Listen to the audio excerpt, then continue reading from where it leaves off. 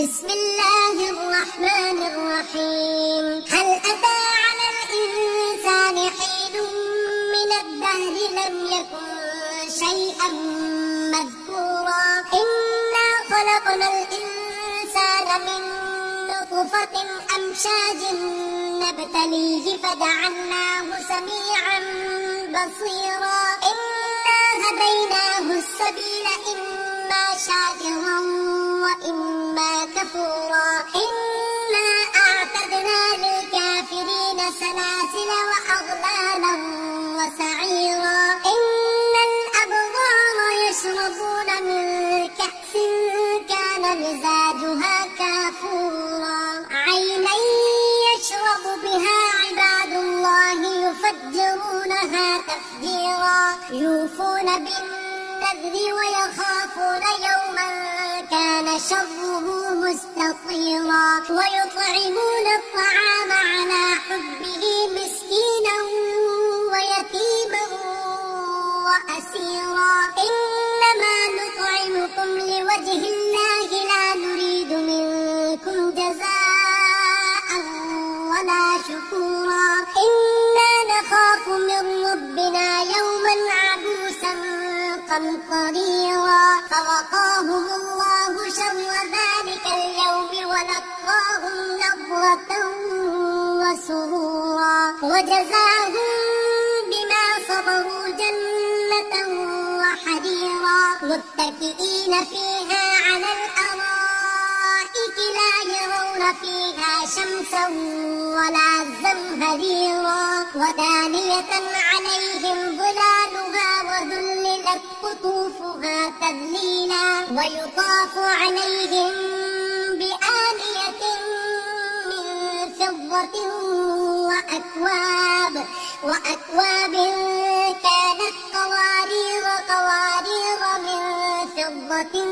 قدروها تقديرا ويسقون فيها كأسا كان مزاجها زنجبيلا عينا فيها تسمى سلسبيلا ويطوف عليهم ولدان مخلدون إذا رأيتهم حسبتهم لؤلؤا منثورا وإذا رأيت ثم رأيت نعيما وملكا كبيرا عاليهم ثياب سندس خضر واستبرق وحلوا أساور من فضة وسقاهم ربهم شرابا طهورا إن هذا كان لكم جزاء وكان سعيكم مشكورا إنا نحن نزلنا عليك القرآن تنزيلا فاصبر لحكم ربك ولا تطع منهم آثما أو كفورا واذكر اسم ربك بكرة وأصيلا ومن الليل فاسجد له وسبحه ليلا طويلا إن هؤلاء يحبون العاجلة ويذرون وراءهم يوما ثقيلا